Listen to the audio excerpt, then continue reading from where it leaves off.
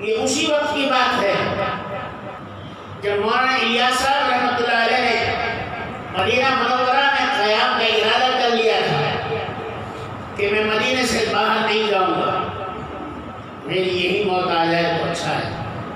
مولانا خلیل احمد صاحب سہارنپوری رحمۃ اللہ علیہ سے کہا گیا، انہوں نے فرمایا کہ عشق رسول کا غلبہ ہے، آپ ان سے اصرار نہ کریں اور آپ لوگ چلے جائیں، یہ بھی پیچھے سے آ جائیں گے۔ چنانچہ کچھ دنوں کے بعد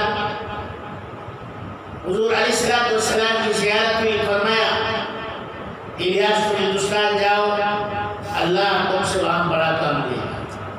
اس کے بعد آپ ہندوستان آ گئے۔ اسی حج کا واقعہ ہے کہ روزہ اقدس پر بہت سے علماء موجود ہیں، زائرین موجود ہیں، اور اندر سے آواز آتی ہے وعلیک السلام یا ولدی، وعلیکم السلام اے میرے بیٹے۔ اب لوگوں میں کھلبلی مچی، کس کے سلام کے جواب آیا؟ آپس میں پوچھا تمہارے سلام کا، تمہارے سلام کہا کہ نہیں۔ ایک عرب کے شیخ نے کہا کہ کہاں تلاش کرتے ہو؟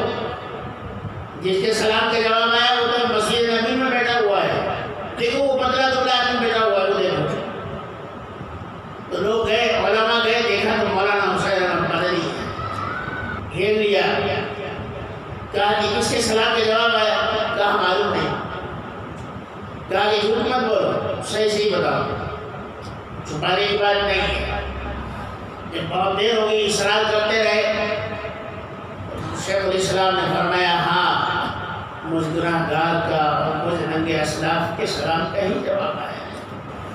میرے بھائیو، ہندوستان عرب سے بہت دور ہے، وہ عرب کے اس سمندر کے اس کنارے پر ہے اور ہندوستان اس کنارے پر ہے، لیکن ہندوستان کا تعلق دوسرے ممالک کے اعتبار سے عرب سے زیادہ تعلق ہے، کیونکہ اسی ہندوستان میں دنیا کا پہلا انسان اور دنیا کا پہلا نبی جس کو ابو البشر یعنی سیدنا حضرت آدم علیہ السلام کہا جاتا ہے، وہ اسی ہندوستان میں نازل ہوئے اور یہاں رہ کر آپ نے 240 حج ادا فرمائے۔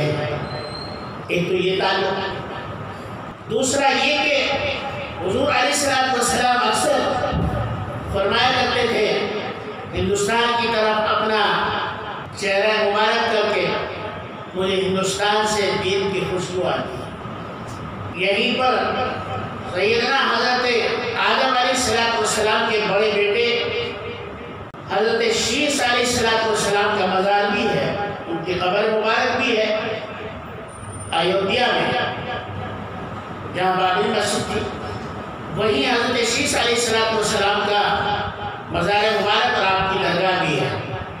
ہزاروں لوگ جاتے ہیں۔ اس زمانے میں جب بابری مسجد شہید ہوئی تو اس مزار کو بھی نقصان پہنچایا گیا تھا، تو ہندوستان کی حکومت نے اس زمانے میں 1.5 لاکھ روپے خرچہ کر کے درگاہ کو صحیح سالی جو مرمت کی گئی تھی وہ ابھی تک موجود ہے۔ بہرحال میرے بھائیوں، میں یہ عرض کر رہا تھا کہ اللہ سے محبت اور اللہ کے رسول سے محبت یعنی دونوں سے محبت ہونی چاہیے، اللہ تعالیٰ سے بھی اور اللہ کے نبی سے بھی۔ اگر اللہ سے محبت ہے اور نبی سے نہیں تو پھر ایمان مکمل ہے۔ دونوں سے محبت فرض عین ہے، اور آج ہمارا یہ حال ہے کہ دنیا کی ہر چیز سے ہمیں محبت، لیکن اللہ اور اس کے رسول سے محبت، اور یہی وہ کمی ہے اور یہی وہ خامی ہے جو ہمارے ایمان کو کمزور کر رہی ہے، جس نے ہمارے ایمان کو کمزور بنا دیا ہے۔ اللہ تبارک و تعالی ہم سب کو عمل کی توفیق عطا فرمائے اور حضور نبی کریم صلی اللہ تعالی علیہ وسلم کی سچی محبت نصیب فرمائے۔ وآخر دعوانا ان الحمد للہ رب العالمین۔